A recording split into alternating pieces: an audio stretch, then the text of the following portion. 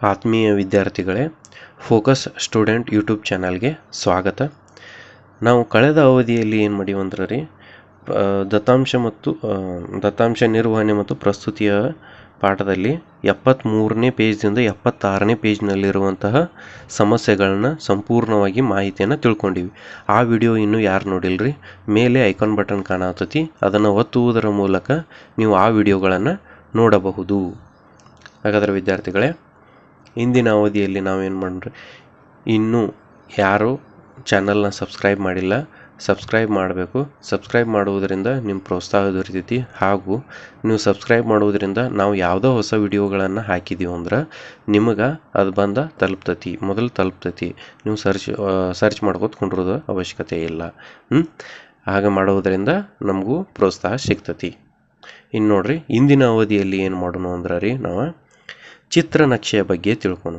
ಇಲ್ಲಿ ನೋಡ್ರಿ, ಅದನ್ನು ಚಿತ್ರನಕ್ಷೆ ತಯಾರು ಮಾಡೋದು ಎಕ್ಸಾಂಪಲು ಕೊಡ್ತೀವಿ, ವಿತ್ ಅದರ ಜೊತೆಗೆ ಅದರ ಲೆಕ್ಕಾಚಾರ ಮಾಡಿದವ್ರಲ್ಲೇ ಅವನು ಹೇಳ್ತೀವಿ. ಎರಡೂ ಕೂಡೆ ಹೇಳ್ತೀವಿ ರೀ. ಒಂದು ನುಸ್ತ ಲೆಕ್ಕಾಚಾರ ಅಷ್ಟ ಮಾಡಿಲ್ರಿ, ಇಲ್ಲಿ ಎರಡೂ ಕೂಡಿ ಹೇಳತ್ತೀವಿ. ಇನ್ನು ಚಿತ್ರನಕ್ಷೆ ಒಳಗೆ ಏನಿರ್ತೈತೆ ರೀ, ಈಗ ನೀವು ಅದರ ಹಿಂದಿನ ಅವಧಿಯಲ್ಲಿ ಏನು ಕಲ್ತ್ರಿ, ಮೊದಲ ಇಲ್ಲಿ ದತ್ತಾಂಶಗಳು ಕೊಟ್ಟಿರ್ತಾರೆ ರೀ, ಆ ದತ್ತಾಂಶಗಳನ್ನು ನುಸ್ತ ಪಟ್ಟಿ ಮಾಡಿರಿ, ಆವರ್ತ ವಿತರಣಾ ಪಟ್ಟಿ ಒಳಗೆ ಹಾಕಿ ಪಟ್ಟಿ ಮಾಡಿರಿ. ಖರೆ ಇಲ್ಲಿ ಏನೈತೆ ರೀ, ಅದನ್ನು ಇನ್ನೂ ಚಂದ ಪ್ರದರ್ಶನ ಮಾಡಾಕ, ಇನ್ನೂ ಅಟ್ರಾಕ್ಟಿವ್ ಆಗಿ ಮಾಡಾಕ ಏನು ಮಾಡ್ತೀವಿ ಅಂದ್ರೆ ರೀ, ಇಲ್ಲಿ ಈ ರೀತಿಯಾಗಿ ಚಿತ್ರಗಳನ್ನು ತೆಗೆಯುವುದರ ಮೂಲಕ ನಾವೇನು ಮಾಡಾಕತ್ತೀವಿ, ಕೊಟ್ಟಿರುವಂತಹ ಮಾಹಿತಿಯನ್ನು ವ್ಯಕ್ತಪಡಿಸಾಕತ್ತೀವಿ.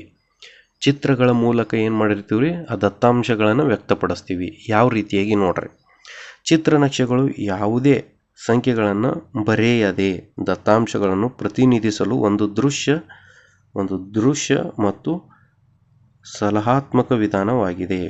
ನೋಡ್ರಿ, ಈಗ ಆವರ್ತ ವಿತರಣಾ ಪಟ್ಟಿ ಮಾಡೋದ್ರಿ ಬ್ಯಾಸರ ಬರ್ತೈತಿ.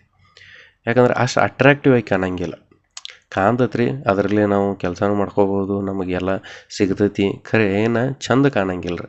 ಆ ಚಂದ ಕಾಣೋ ಸಂಬಂಧ ಏನು ಮಾಡೀವ್ರಿ, ಅಲ್ಲಿ ಏನು ದತ್ತಾಂಶಗಳನ್ನು ಕೊಟ್ಟಿರ್ತಾರಲ್ಲಕ್ರೆ ಅದ ಚಿತ್ರವನ್ನು ನಾವು ಇಲ್ಲಿ ತೊಗೊಂಡಿವಿ. ನೀವು ಕಳೆದ ಅವಧಿಯಲ್ಲಿ ನೋಡ್ಬೋದು ರೀ, 5ನೇಂತಕ್ಕೂ ಕಲ್ತೇರಿ. 5ನೇಂತೆ ಒಳಗೆ 10ನೇ ಪಾಠ ಐತ್ರಿ. 10ನೇ ಪಾಠ ಭಾಗ 1 10ನೇ ಪಾಠ ಐತ್ರಿ. ಅದನ್ನು ನೀವು ಆಲ್ರೆಡಿ ಕಲ್ತೇರಿ. ಅಲ್ಲಿ ಇದೇ ರೀತಿಯಾಗಿ ಇತ್ತು ನೋಡ್ರಿ. ಚಿತ್ರನಕ್ಷೆ ಒಳಗೆ ಏನು ಕೊಟ್ಟಿರ್ತಾರೆ ಅವ್ರ, ಮೊದಲ ಈ ರೀತಿಯಾಗಿ ಕೋಷ್ಟಕ ಕೊಟ್ಟಿರ್ತಾರೆ. ಇಲ್ಲಾಗಿತ್ತಂದ್ರೆ ಅವ್ರ ದತ್ತಾಂಶಗಳನ್ನು ಕೊಡ್ತಾರೋ, ನಾವು ಕೋಷ್ಟಕವನ್ನು ತಯಾರು ಮಾಡಬೇಕಾಗೈತಿ. ಆ ತಯಾರು ಮಾಡ್ತಾರೆ ರೀ. ತಯಾರು ಮಾಡಿದ್ರೊಳಗೆ ಏನೈತಿ, ಅದಾದ ಬಳಿಕ ನಾವೇನು ಮಾಡಬೇಕು, ಇದನ್ನು ಅವ್ರ ದತ್ತಾಂಶಗಳನ್ನು ಕೊಟ್ಟಿರ್ತಾರೋ ಆ ದತ್ತಾಂಶಗಳಿಂದ ನಾವು ಚಿತ್ರನಕ್ಷೆಯನ್ನು ತಯಾರು ಮಾಡ್ಬೇಕು. ಹೆಂಗೆ ಮಾಡೋದು ಮುಂದೆ ನೋಡೋಣ್ರಿ. ಈಗ ಅವ್ರು ದತ್ತಾಂಶಗಳನ್ನು ಕೊಟ್ಟಾರ ನೋಡ್ರಿ, ಅವರ ಒಂದು ತಯಾರು ಮಾಡಿ ಕೊಟ್ಟಾರ ನೋಡ್ರಿ. ಅವ್ರ ಎಕ್ಸಾಂಪಲ್ ನೋಡಿ ಆದ ಬಳಿಕ ಮುಂದೆ ಹೋಗೋಣ. ಇನ್ನು ಪ್ರಯಾಣದ ವಿಧಾನಗಳು ಅಂತೈತಿ, ವಿದ್ಯಾರ್ಥಿಗಳ ಸಂಖ್ಯೆ ಮತ್ತು ಒಂದು ಚಿತ್ರ = 1 ವಿದ್ಯಾರ್ಥಿ ಅಂತಾರೆ. ಇಲ್ಲಿ ನೋಡ್ರಿ, ಇಲ್ಲಿ ಅಂದ್ರೆ ಇಲ್ಲಿ 4 ಚಿತ್ರ ಅದಾವು, ಹಂಗಾರೆ 4 ವಿದ್ಯಾರ್ಥಿಗಳು ಅಂತ. ಇಲ್ಲಿ ಎಟ್ರಿ 5 ಚಿತ್ರ ಅದಾವು, 5 ವಿದ್ಯಾರ್ಥಿಗಳು ಅಂದಂಗೆ. ಇಲ್ಲಿ 2, 4, 6, 8, 10, 11 ರೀ, ಹಂಗಾರೆ 11 ವಿದ್ಯಾರ್ಥಿಗಳು ಇಲ್ಲಿ ಅದಾರ ಅಂದಂಗೆ. ಇನ್ನು ಸೈಕಲ್ 1, 2, 3 ವಿದ್ಯಾರ್ಥಿಗಳು, 2, 4, 6, 5 ರೀ, ಹಂಗಾರೆ 5 ವಿದ್ಯಾರ್ಥಿಗಳು ಅದಾರ ಅಂದಂಗೆ.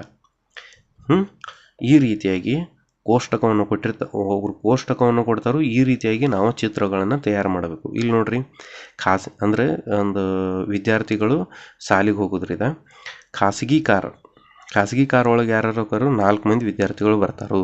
ಸಾರ್ವಜನಿಕ ಬಸ್ ಒಳಗೆ ಯಾರ್ಯಾರು ಬರ್ತಾರೆ ರೀ, 5 ಮಂದಿ ಬರ್ತಾರೋ. ಶಾಲಾ ಬಸ್ ಒಳಗೆ 11 ಮಂದಿ ಬರ್ತಾರಂತಾರೆ. ಸೈಕಲ್ ಒಳಗೆ 3 ಮಂದಿ ಬರ್ತಾರಂತಾರೆ. ನಡಿಗೆಯಲ್ಲಿ 5 ಮಂದಿ ಬರ್ತಾರಂತಾರೆ.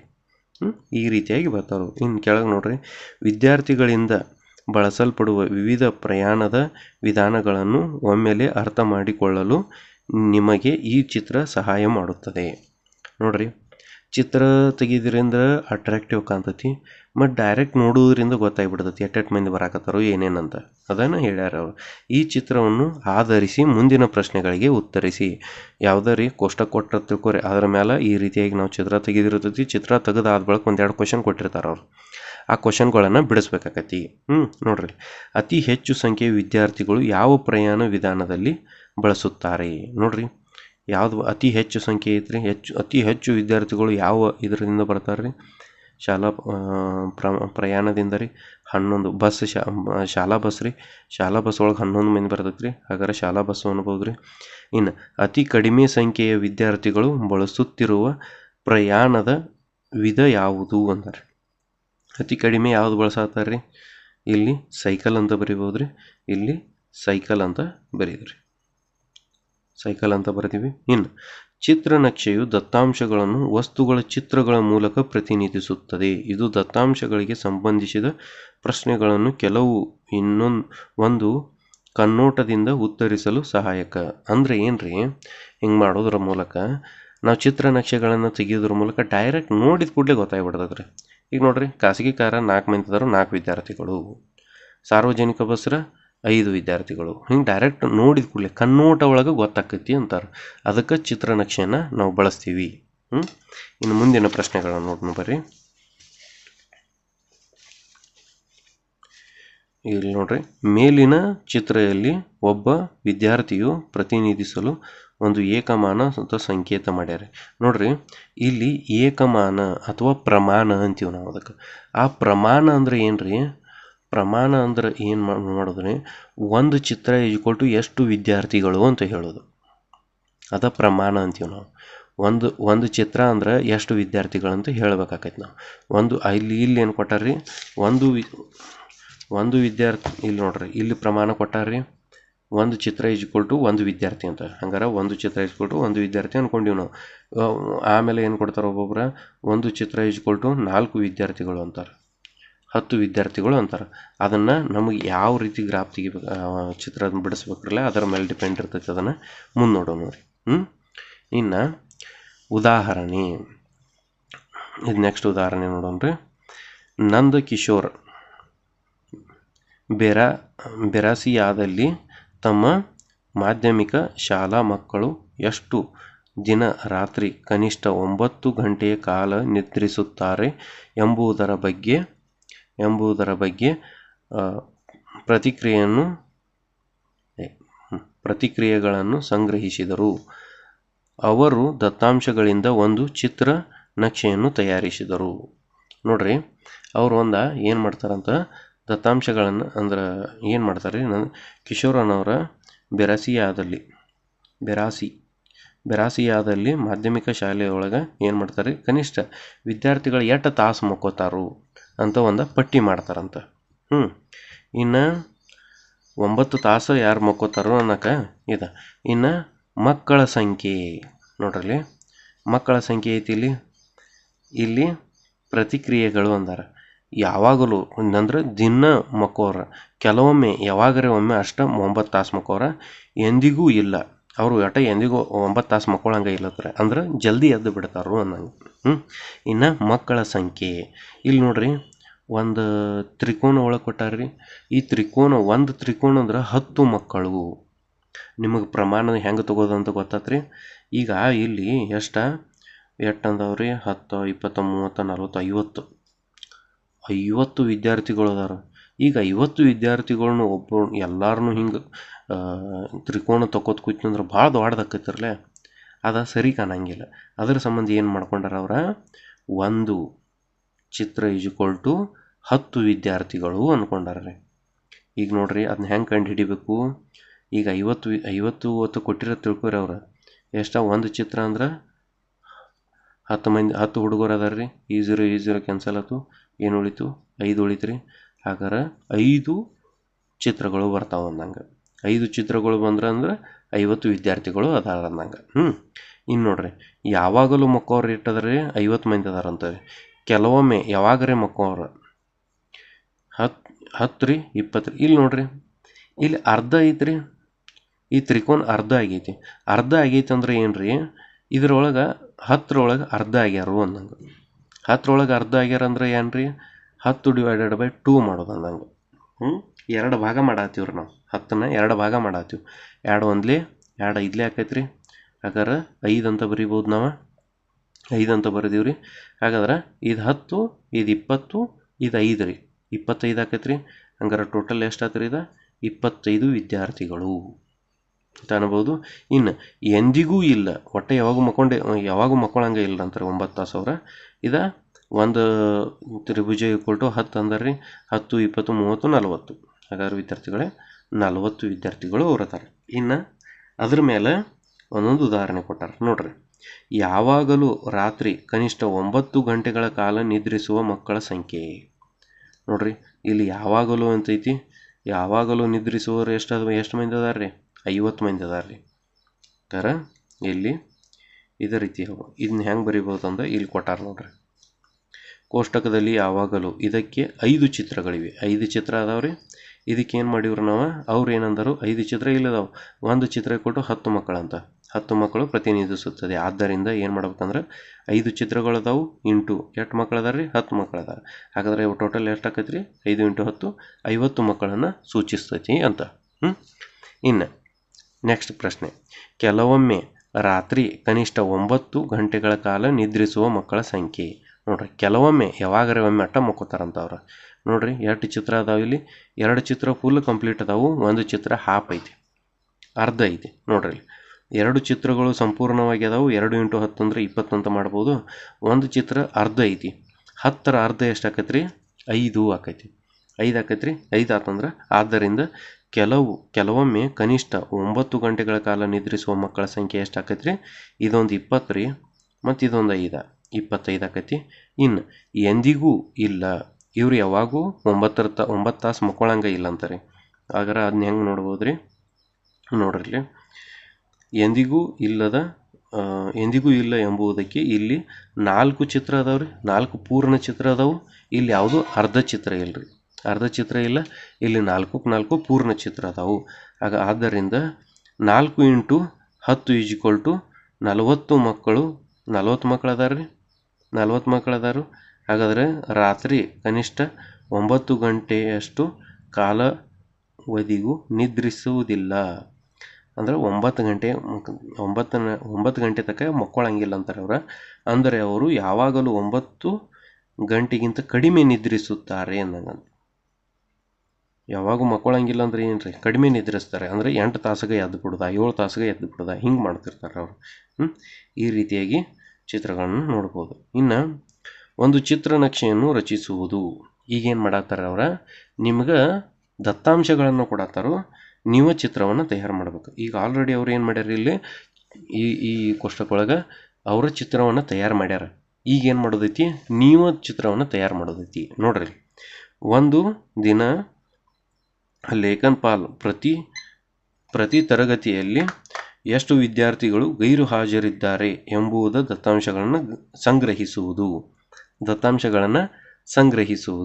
ನೋಡ್ರಿ ಇಲ್ಲಿ ದತ್ತಾಂಶಗಳನ್ನು ಏನು ಕೊಟ್ಟಾರಂದ್ರೆ ರೀ, ದತ್ತಾಂಶಗಳನ್ನು ಹೆಂಗೆ ಕೊಟ್ಟಾರಂದ್ರೆ ರೀ, ಇಲ್ಲಿ ನೋಡ್ರಿ ತರಗತಿ ಕೊಟ್ಟಾರಿ, ವಿದ್ಯಾರ್ಥಿಗಳ ಸಂಖ್ಯೆಗಳು ಕೊಟ್ಟಾರ. ಅಂದ್ರೆ ರೀ ಆ ತರಗತಿ ಯಾವ್ಯಾವ ತರಗತಿ ಅದಾವ್ರಿ? 1, 2, 3, 4, 5, 6, 7, 8 ತರಗತಿಗಳು ಅದಾವು.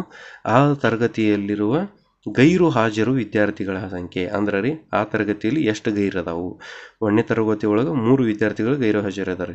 2ನೇ ತರಗತಿಯಲ್ಲಿ 5 ವಿದ್ಯಾರ್ಥಿಗಳು ಅದಾವ್ರಿ. 3ನೇ ತರಗತಿಯಲ್ಲಿ 4 ವಿದ್ಯಾರ್ಥಿಗಳು ಅದಾರು.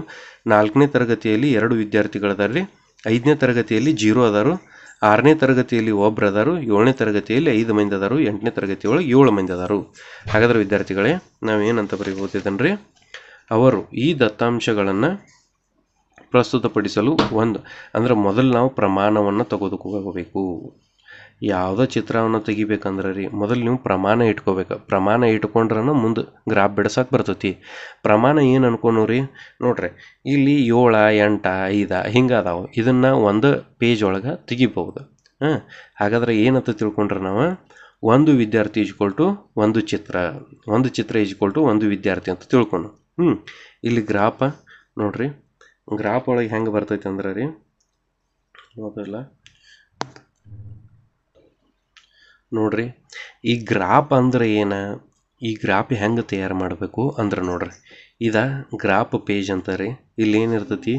ಈ ಬಾಕ್ಸ್ ಏನಿರ್ತೈತ್ರಲ್ಲ, ಈ ಬಾಕ್ಸ ನೋಡ್ರಿ ಇಲ್ಲಿ ಹಿಂಗೂ 10 ಕಡ್ಡಿ ಅದಾವ್ರಿ. ಹಿಂಗೂ 10 ಕಡ್ಡಿ ಅದಾವು.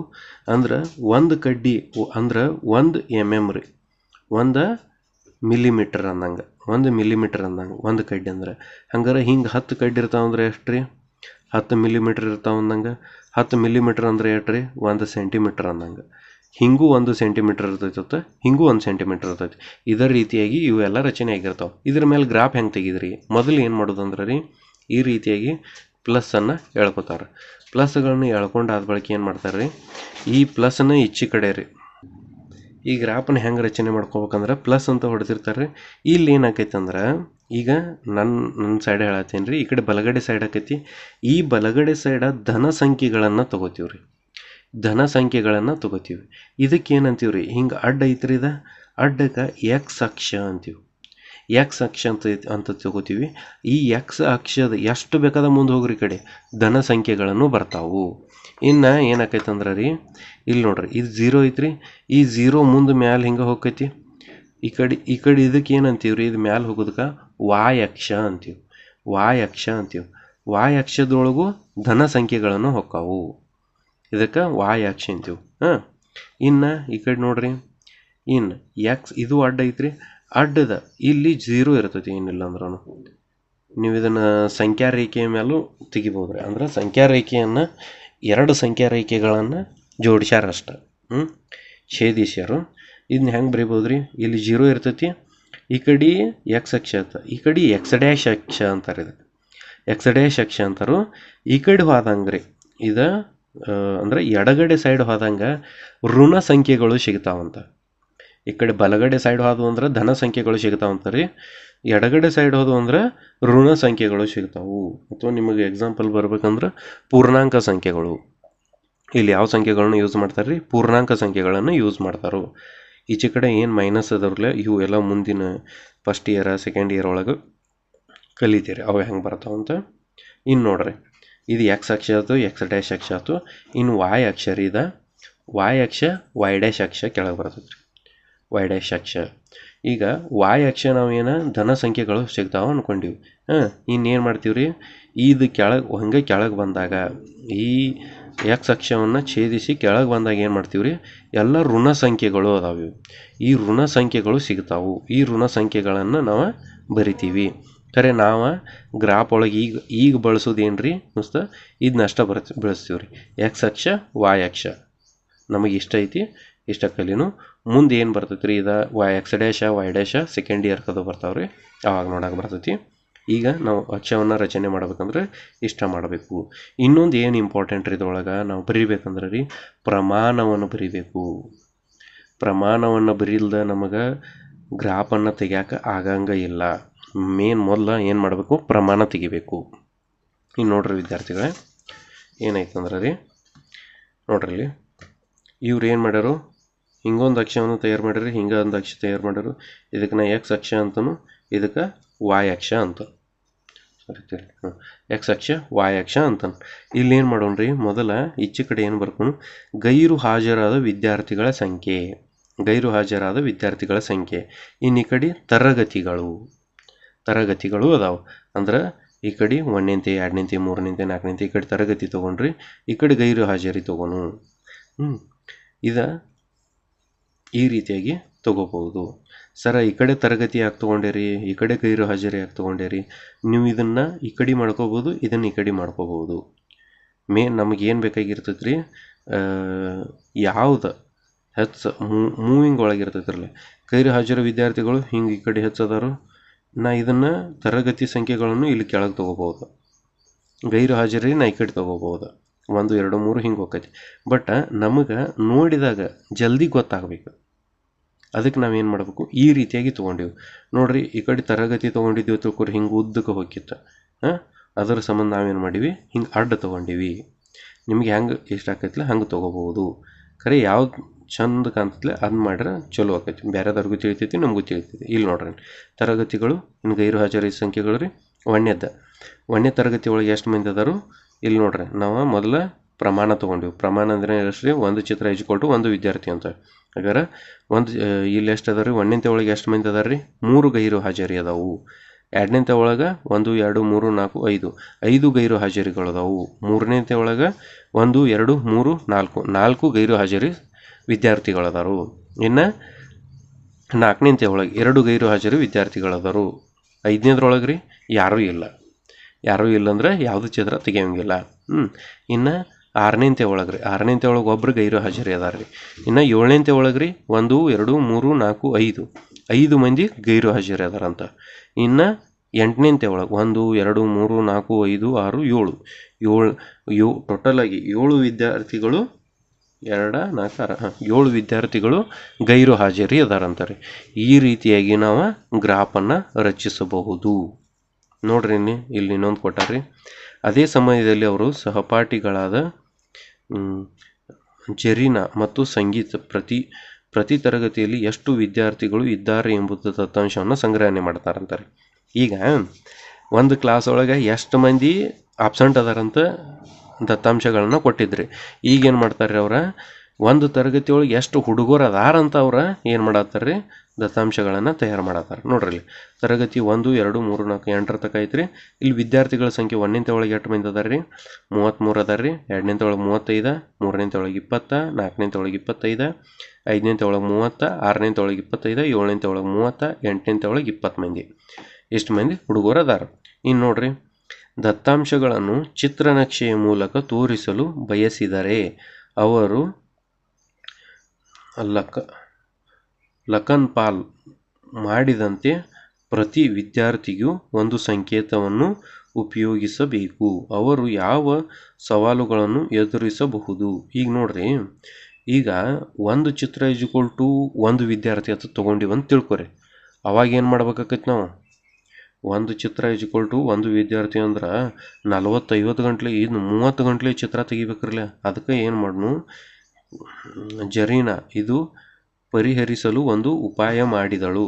ಅತಿ ತುಂಬ ವಿದ್ಯಾರ್ಥಿಗಳಿರುವುದರಿಂದ 5 ವಿದ್ಯಾರ್ಥಿಗಳಿಗೆ ಪ್ರತಿನಿಧಿಸಲು ಒಂದು ಚಿತ್ರವನ್ನು ಬಳಸುತ್ತಾಳೆ. ಸಮಯ, ಸ್ಥಳ ಮತ್ತು ಸಹ ಉಳಿತಾಯ ಆಕೈತಿ. ಅವ್ರು ಏನು ಮಾಡ್ತಾರೆ ರೀ, ಅದಕ್ಕೆ ಏನು ಮಾಡ್ತಾರೋ ಒಂದು ಚಿತ್ರ = ಏನು ತಗೋತಾರೋ 5 ವಿದ್ಯಾರ್ಥಿಗಳು ಅಂತ ತಗೋತಾರೆ. 5 ವಿದ್ಯಾರ್ಥಿಗಳು ಅಂತ ತಗೋತಾರೆ. ಈ ಕಡೆ ನೋಡೋಣ್ರಿ ಆ ಗ್ರಾಫ್ ಹೆಂಗೆ ಬರ್ತೈತಿ. ಇಲ್ಲಿ ನೋಡ್ರಿ ಈ ರೀತಿಯಾಗಿ ತಗೋಬಹುದು. ಒಂದು ಗ್ರಾಫ್ ಐತ್ರಿ. ಹಾಜರಾದ ವಿದ್ಯಾರ್ಥಿಗಳು ತರಗತಿಗಳು. ಇಲ್ಲಿ ನೋಡ್ರಿ ಇಲ್ಲಿ ಪ್ರಮಾಣ ಬರ್ದಾರ್ರಿ. ಈ ಪ್ರಮಾಣ ಏನೈತ್ರಿ ಒಂದು ಚಿತ್ರ = 5 ವಿದ್ಯಾರ್ಥಿಗಳು. ನೋಡ್ರಿ ಇಲ್ಲಿ 1ನೇಂತೆ ಒಳಗೆ ಎಷ್ಟು ಮಂದಿ ಅದಾರ ರೀ 1 2 3 4 5 6. ಹಂಗಾರೆ 6 ಚಿತ್ರಗಳದಾವು. ಒಂದು ಚಿತ್ರ ಅಂದ್ರೆ 5 ಮಂದಿ ಐತೆ ನೋಡ್ರಿ. 6 5 30 ಹಿಂಗೆ ಬರ್ಕೋಬಹುದು ನಾವು. 1 2 3 4 5 6 7 7 × 5 7 5 35 ಅಂತ ಬರಿಬಹುದು. ಇದೇ ರೀತಿಯಾಗಿ 1 2 3 4 4 5 20 ಬರಿಬಹುದು ರೀ. ಏನು 1 2 3 4 5 5 5 25 ಹಂಗೆ 1 2 3 4 5 6 6 5 30 1 2 3 4 5 ಸಾರಿ 1 2 3 4 5 5 × 5 5 5 25 ರೀ. ಇನ್ನು 1 2 3 4 5 6 6 × 5 6 5 30 ರೀ. 1 2 3 4 4 × 5 5 4 20 ರೀ. ಈ ರೀತಿಯಾಗಿ ವಿದ್ಯಾರ್ಥಿಗಳನ್ನು ನಾವು ಚಿತ್ರಗಳನ್ನು ತೆಗಿಬಹುದು. ಇನ್ನು ಇದನ್ನು ಒಂದು ಚಿತ್ರ = 10 ವಿದ್ಯಾರ್ಥಿಗಳು ಅನ್ಕೊಂಡಾಗ ಏನು ಬರ್ತೈತಿ ಅಂತ ಐತಿ ನೋಡ್ರಿ. ಹೆಂಗೆ ಬರ್ತೈತಿ ರೀ, ಈಗ ಎಷ್ಟು 1ನೇಂತೆ ಒಳಗೆ 30 ಮಂದಿ ಹುಡುಗರು ಅದಾರು. ಅದ್ರ ಸಮ 3 ಚಿತ್ರ ತೆಗೆದಾರ. ಇನ್ನು 2ನೇಂತೆ ಒಳಗೆ ಎಷ್ಟು ಮಂದಿ ಅದಾರ ರೀ 35 ಮಂದಿ ಅದಾರ. 35 ಹೆಂಗೆ ತೆಗಿದ್ರಿ, ಅವಾಗ ಏನು ಮಾಡಿದ್ರಿ ಈ ಚಿತ್ರ ಅರ್ಧ ತೆಗೆದ. ಒಂದು ಚಿತ್ರ ಅಂದ್ರೆ 10 ಆತ್ರಿ. ಇದು 10 ಒಂದು ಚಿತ್ರ ಅಂದ್ರೆ 10 ಆಯ್ತು. ಪ್ಲಸ್ ಒಂದು ಚಿತ್ರ ಅಂದ್ರೆ 10 ಆಯ್ತು. ಪ್ಲಸ್ 1 ಅಂದ್ರೆ 10 ಆಯ್ತು. ಖರೆ ಇಲ್ಲಿ ಅರ್ಧ ಐತ್ರಿ, ಅರ್ಧ ಚಿತ್ರ ಐತಿ. ಈ ಅರ್ಧ ಚಿತ್ರ ಐತಂದ್ರೆ 5 ಮಂದಿ ಅದಾರ ಅಂದಂಗೆ. ಹಂಗಾರೆ 10 20 30 35 ಮಂದಿ ಅದಾರ ಅಂದಂಗೆ. ಈ ರೀತಿಯಾಗಿ ನಾವು ಪ್ರಮಾಣಗಳನ್ನು ತಗೋಬೋದ್ರಿ. ಇನ್ನು ಕಂಡು ಹಿಡಿಯಿರಿ ಅಂತೈತಿ ನೋಡೋಣ. ಒಂದು ವಾರದಲ್ಲಿ ಗಿನ್ನೇರಿಯ ಮಾಧ್ಯಮ ಶಾಲಾ ಆಂಗ್ಲ ಗ್ರಂಥಾಲಯದಿಂದ ವಿದ್ಯಾರ್ಥಿಗಳು ಪಡೆದುಕೊಂಡ ಪುಸ್ತಕಗಳ ಸಂಖ್ಯೆ ಅಂತ ಐತಿ.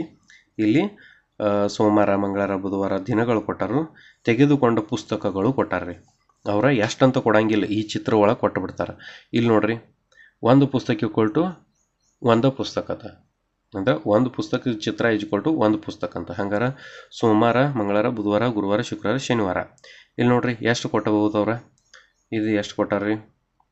1 2 3 4 5 5 ಕೊಟ್ಟಾರ್ರಿ. ಇದು 1 2 3 4 4 ಪುಸ್ತಕ ಕೊಟ್ಟಾರು. ಬುಧವಾರ 2 ಪುಸ್ತಕ ಕೊಟ್ಟಾರು. ಗುರುವಾರ ಯಾವುದು ಪುಸ್ತಕ ಕೊಟ್ಟಿಲ್ರಿ.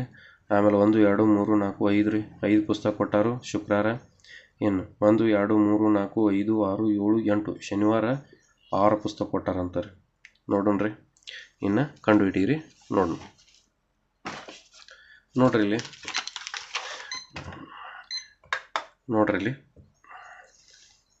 ಈ ರೀತಿಯಾಗಿ ಪುಸ್ತಕಗಳದಾವು. ಒಂದು ರೀತಿ ಅಂದ್ರೆ ಒಂದು ಪುಸ್ತಕ ಅಂದರು. ಇದರ ಮೇಲೆ ಪ್ರಶ್ನೆಗಳನ್ನು ಕೇಳ್ಯಾರು, ಪ್ರಶ್ನೆಗಳನ್ನು ಬಿಡಿಸೋಣ್ರಿ. ನೋಡ್ರಿ, ಏ ಐತಿ, ಯಾವ ದಿನ ಕನಿಷ್ಠ ಸಂಖ್ಯೆಯ ಪುಸ್ತಕವನ್ನು ಪಡೆಯಲಾಯಿತು? ನೋಡ್ರಿ ಇಲ್ಲಿ ಮೇಲೆ ಯಾವ ದಿನ ಕನಿಷ್ಠ ಸಂಖ್ಯೆಯ ಪುಸ್ತಕ ಪಡೆಯಲಾಯ್ತು ರೀ? ಗುರುವಾರ ಏನೂ ಕೊಟ್ಟೇ ಇಲ್ಲರಿ, ಅವ್ರು ಪುಸ್ತಕ ಕೊಟ್ಟಿಲ್ಲ. ಹಂಗಾರೆ ಗುರುವಾರ ಅಂತ ಅನ್ಬೋದು ರೀ. ಗುರುವಾರ ಅಂತ ಬರೆದಿವಿ.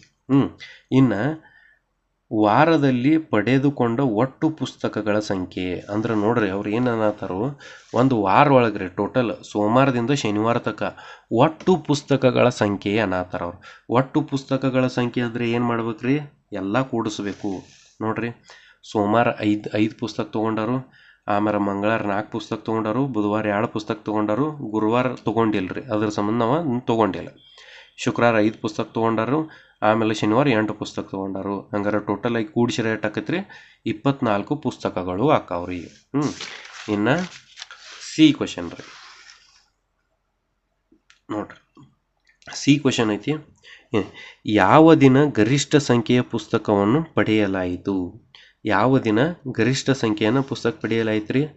ಶನಿವಾರ ಭಾಳ ಐತ್ರಿ, ಶನಿವಾರ ಭಾಳ ಮಂದಿ ತೊಗೊಂಡರು. ಹಂಗಾರೆ ಇಲ್ಲಿ ನೋಡ್ರಿ, ಶನಿವಾರ ಒಳಗೆ 8 ಮಂದಿ ತೊಗೊಂಡಾರ್ರಿ. 1 2 3 4 5 6 7 8 ವಿದ್ಯಾರ್ಥಿಗಳು ಪುಸ್ತಕಗಳನ್ನು ತೊಗೊಂಡಾರು. 8 ಪುಸ್ತಕಗಳನ್ನು ಅವರು ಕೊಟ್ಟಾರು. ಅದರ ಸಂಬಂಧ ಯಾವ ಹೆಚ್ಚು ತೊಗೊಂಡಾರಂದ್ರೆ ರೀ ಶನಿವಾರ ತೊಗೊಂಡಾರು. ಇನ್ನೊಂದು ಏನು ಕ್ವಶನ್ ಕೇಳ್ತಾರೆ ರೀ, ಇಷ್ಟ ಕ್ವಶನ್ ಮುಗಿದಿಲ್ಲ ಅದು. ನೋಡ್ರಿ, ಪುಸ್ತಕ ಪಡೆಯಲಾಯಿತು, ಸಂಭವನೀಯ ಕಾರಣವೇನು? ಶನಿವಾರ ಯಾಕೆ ಹೆಚ್ಚು ತೊಗೊಂಡ್ರಿ? ಈಗ ನೋಡ್ರಿ, ಆಲ್ಮೋಸ್ಟ್ ಅಲ್ಲಿ ನಮಗೇನು ಶನಿವಾರ ಆದ ಬಳಿಕ ರವಿವಾರ ಇರ್ತೈತೆ. ರವಿವಾರ ಇತ್ತಂದ್ರೆ ಸೂಟಿ ಇರ್ತೈತಿ. ನಾವು ಸೂಟಿ ಇದ್ದಾಗ ಏನು ಮಾಡ್ತೀವಿ, ಒಂದು ಸ್ವಲ್ಪ ಹೆಚ್ಚು ಓದುತ್ತೀವಿ, ಬೇರೆ ಪುಸ್ತಕಗಳನ್ನು ಓದುತ್ತೀವಿ. ಆದ್ದರಿಂದ ಇದನ್ನು ಹೆಂಗೆ ಬರಿಬೋದು ಅಂದ್ರೆ ರೀ, ಶನಿವಾರ ಹೆಚ್ಚು ಪುಸ್ತಕ ತೊಗೊಂಡ್ರಿ, ಏಕೆಂದರೆ ರವಿವಾರ ರಜೆ ಇರುವುದರಿಂದ ಪುಸ್ತಕಗಳನ್ನು ಹೆಚ್ಚು ಪಡೆಯಲಾಯಿತು. ರವಿವಾರ ರಜೆ ಐತ್ರಿ, ಅವ್ರು ಹೆಚ್ಚು ಓದಾಕರೆ ಅಂತ ಮಾಡ್ಬೋದು. ಇಲ್ಲಾಗಿತ್ತಂದ್ರೆ ಇನ್ನಿಲ್ಪ ನಾಳೆ ಒಂದಿನ ಸಿಗಂಗಿಲ್ಲ ಅಂತಲೂ ತೊಗೊಂಡು ಇಟ್ಕೊಂಡಿರ್ಬೋದು. ಅದನ್ನು ಈ ರೀತಿಯಾಗಿ ನಾವು ಬರಿಬೋದು. ಇಲ್ಲಿ ಇನ್ನೊಂದು ಕ್ವಶನ್ ಕೊಟ್ಟಾರ್ರಿ ಅವರು. ಇನ್ನೊಂದು ಯಾವ ರೀತಿ ಕ್ವಶನ್ ಕೊಟ್ಟಾರ್ರಿ? ಮಗನ್ಬಾಯಿ ಜಮನಗರದಲ್ಲಿ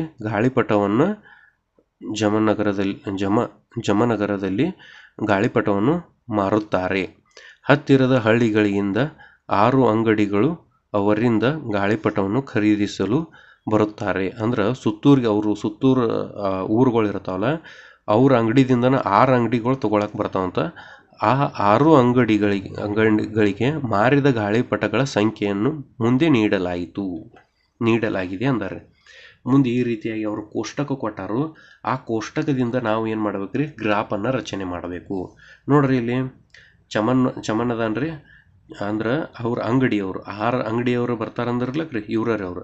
ಚಮನ, ರಾಣಿ, ರುಕ್ಸಾನ, ಜಾಸ್ಮಿತಾ, ಜಿತಾಲಾಲ, ಪೂನಂ ಬೆನ್ ಅಂತಾರೆ. ಇವ್ರ 6 ಅಂಗಡಿಯವ್ರ ಇವ್ರ ಕಡೆ ಗಾಳಿಪಟ ತೊಗೊಳಕ್ಕೆ ಬರ್ತಾರಂತ. ನೋಡ್ರಿ, ಮಾರಿದ ಗಾಳಿಪಟಗಳ ಸಂಖ್ಯೆ. ಇವ್ರು ಚಮನ್ ಇದ್ದವ್ರು ಏನು ತೊಗೋತಾರ್ರಿ? 200 ಗಾಳಿಪಟ ತೊಗೋತಾರಂತ. ರಾಣಿ ಇದ್ದವ್ರ 300 ತೊಗೋತಾರಂತಾರೆ. ರುಕ್ಸಾನ 100 ತೊಗೋತಾಳಂತಾರೆ. ಜಾಸ್ಮಿತಾ 400 ತೊಗೊಳ್ತಾರಂತ. ಜೀತ್ಲಾಲ 200 ತೊಗೋತಾರಂತ. ಪೂನಂ ಬೆತ್ತ 700 ತೊಗೋತಾರಂತಾರೆ. ಈಗ ರೀ, ನಾ ಇದನ್ನು ಮೊದಲು ಪ್ರಮಾಣವನ್ನು ಬರ್ಕೋಬೇಕು. ಇಲ್ಲಿ ನೋಡ್ರಿ, ಮೊದಲು ಇದು ಮಾಡು, ಅವರ ಕೊಟ್ಟಾರ ನೋಡ್ರಿ.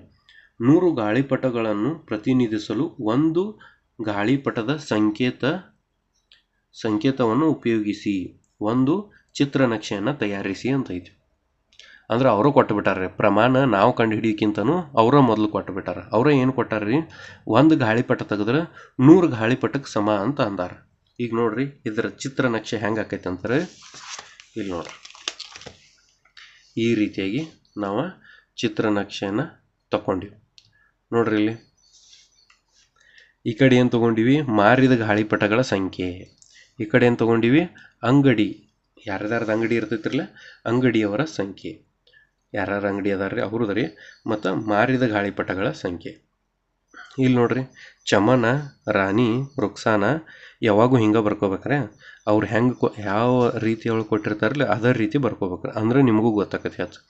ಚಮನ, ರಾಣಿ, ರುಕ್ಸಾನ, ಜಾಸ್ಮಿತ, ಜೀತ್ಲಾಲ, ಪೂನಂ ಬೆನ್ನ, ಈ ರೀತಿಯಾಗಿ ನಾವು ಬರಿಬೋದು. ಬರೆದಿವಿ ಅಂದ್ರೆ ಏನು ಮಾಡೋದ್ರಿ, ಈಗ ನೋಡ್ರಿ ಅವ್ರು ಏನಂದಾರು ಪ್ರಮಾಣ ಬರಿಬೇಕು. ನಾವು ಮೊದಲು ಪ್ರಮಾಣ 1 ಗಾಳಿಪಟ ಚಿತ್ರ ಈಜ್ಕೊಳ್ತು 100 ಗಾಳಿಪಟ ಅದಾವ.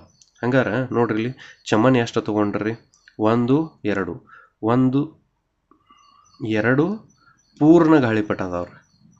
ಅದಕ್ಕೆ ನಾ 200 ಗಾಳಿಪಟ ಅಂತೂ ಅದಕ್ಕೆ, ಯಾಕಂದ್ರೆ ರೀ 1 ಗಾಳಿಪಟದ ಚಿತ್ರ ಅಂದ್ರೆ ರೀ 100 ಗಾಳಿಪಟ ರೀ.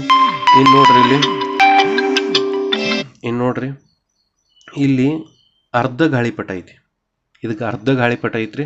ಹಂಗಾರ ರೀ 100ರ ಅರ್ಧ ಎಷ್ಟು, 50 ಬರ್ತೈತಿ. ಹಂಗಾದ್ರೆ 200 + 50 ಮಾಡ್ಬೋದ್ರನ, ಹಂಗಾರೆ 2,500 ಬತ್ರಿ. ಇದು ಹಂಗಾರೆ 2,500 ಬತ್ರಿ. ಹಂಗಾರೆ 100 200 ಇದು 50 ರೀ, 2,500 ಆತ್ರಿ. ಇಲ್ಲಿ ಪೂರ್ಣ ಗಾಳಿಪಟ ಅದಾವ್ರಿ 3 ಅದಾವು, 3 × 100 ಮಾಡ್ಬೋದು. ಹಂಗಾರೆ 300 ಆಕೈತಿ. ಇಲ್ಲಿ 1 ಐತ್ರಿ, 1 × 100 ಅನ್ನಬೋದನ್ನ = 100 ಅಂತ ಬರ್ತೈತಿ. ಇಲ್ಲಿ ನೋಡ್ರಿ 1 2 3 4 4 + 1 ಅರ್ಧ, ಇದು 4 × 100 400 ಆಕೈತಿ.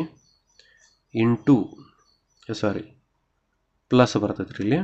ಇನ್ನು ಅರ್ಧ ಐತ್ರಿ, ಇದು ಅರ್ಧಕ್ಕೆ 50 ಕೂಡ್ಸೋನು, ಹಂಗಾರೆ 4,200 ಆತ್ರಿ.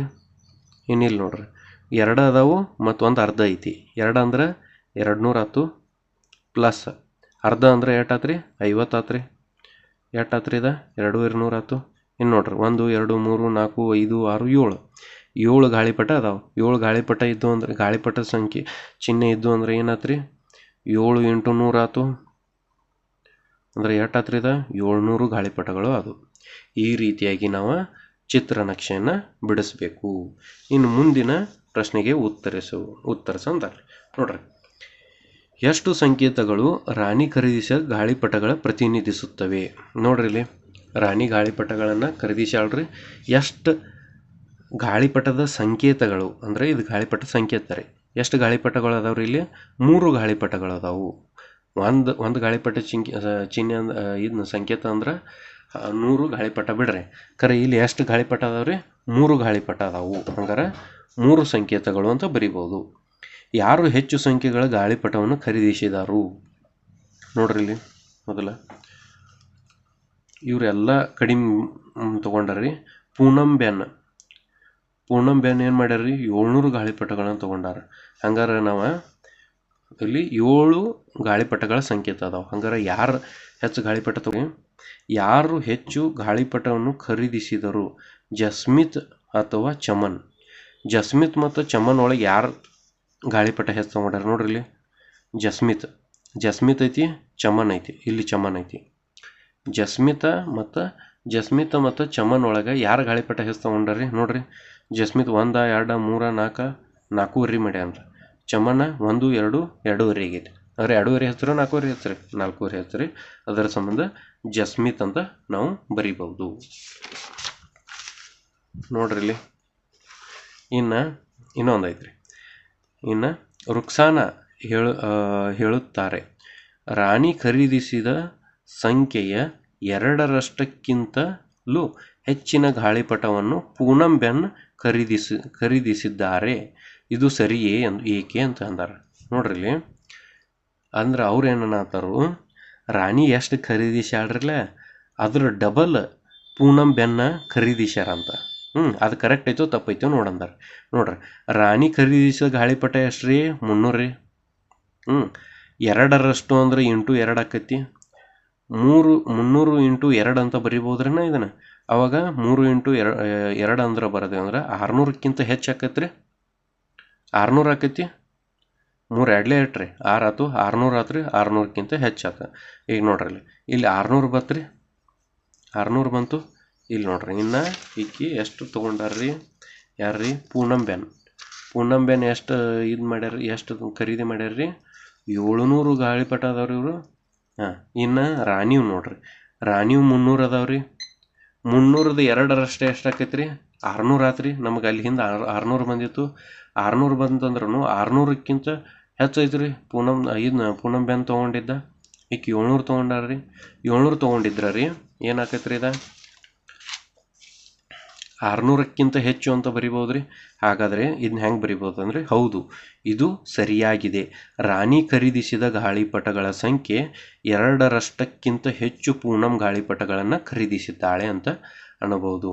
ಹಾಗಾದರೆ ವಿದ್ಯಾರ್ಥಿಗಳೇ, ಇಂದಿನ ಅವಧಿಯಲ್ಲಿ ನಾವು ಚಿತ್ರನಕ್ಷೆಗಳ ಬಗ್ಗೆ ತಿಳ್ಕೊಂಡಿವ್ರಿ. ಹಂಗೆ ಚಿತ್ರನಕ್ಷೆಗಳನ್ನು ಹೆಂಗೆ ತಯಾರು ಮಾಡೋದು, ಲೆಕ್ಕಾಚಾರಗಳನ್ನು ಬಿಡಿಸಿವ್ರಿ. ಇನ್ನು ಮುಂದಿನ ಅವಧಿಯಲ್ಲಿ ನಾವೇನು ಮಾಡೋಣ, ಸ್ತಂಭ ನಕ್ಷೆಯನ್ನು ಹೆಂಗೆ ತಯಾರು ಮಾಡೋದು ನೋಡೋಣ್ರಿ. ಇಂದಿನ ಅವಧಿಯಲ್ಲಿ ಇಷ್ಟು ಸಾಕ್ರಿ.